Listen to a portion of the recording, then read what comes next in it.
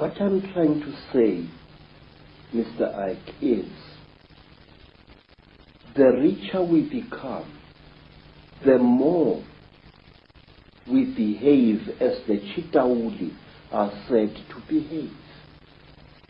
Some of us, when they acquire a lot of wealth, start consuming metals and other minerals that they really do not need, which, however, if you study the story of the CHITAURI, you are told that the CHITAURI use these minerals and metals as medicine.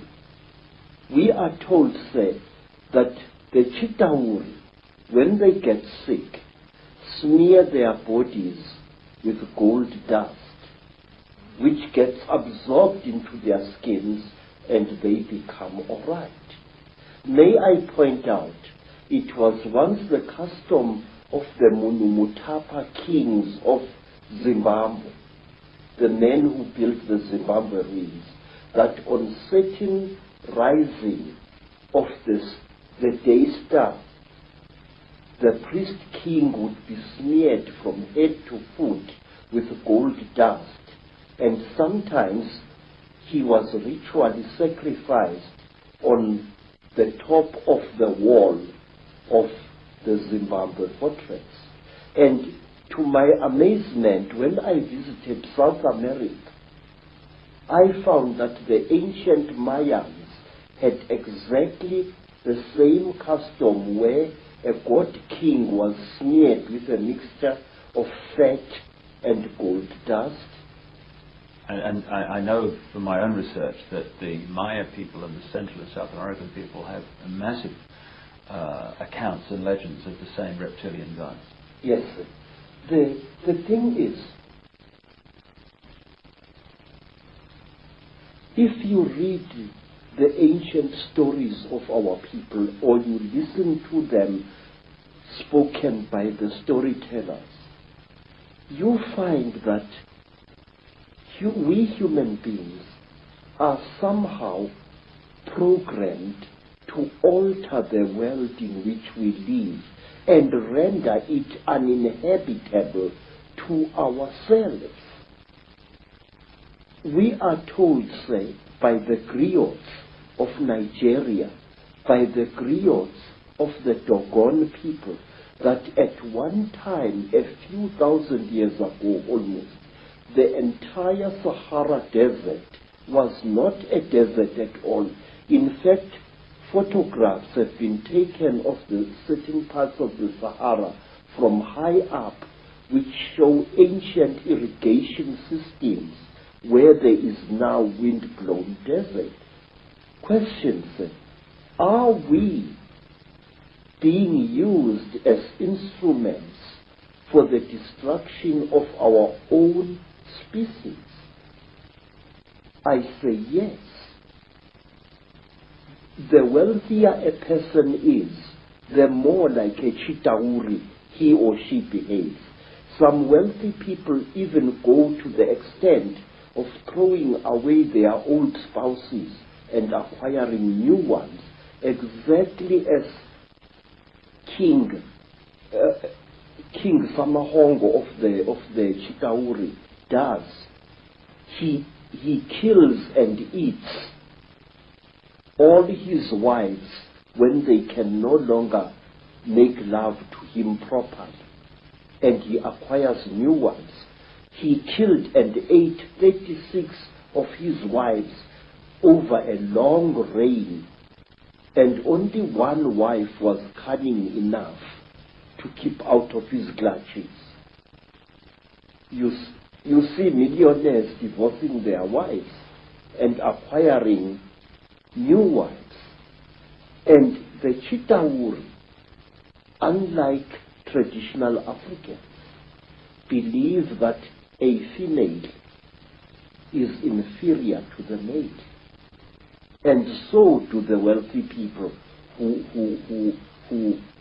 acquire great wealth in this world. They tend to look down upon women and even to abuse them.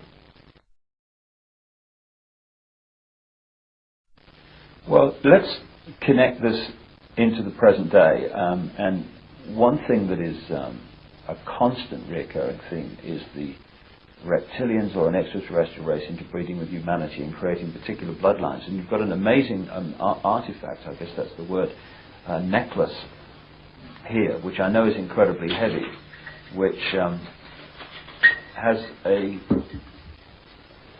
very significant contribution to make to this theme of extraterrestrials or another race, not human, interbreeding with humanity. Now, first of all, where did this come from? So, we don't know. This necklace has been around for so long that we don't exactly know from which tribe it came. All I can tell you is that this necklace was in existence when the king who founded the Zulu nation, Zulu, was still a boy. It is described in ancient legends centering around this king. It is called Inweba Yezimfihlo, the necklace of the mysteries. It is really a book which tells 12 different stories. And how old do you think it is? How old do you know this book? I don't know, sir. All I do know is that... Hundreds of years? Yes, very old. But it's not as old as the green face that I've just shown you. Oh, the CHITAURI. The CHITAURI face is said to be over 7,000 years old, this thing here.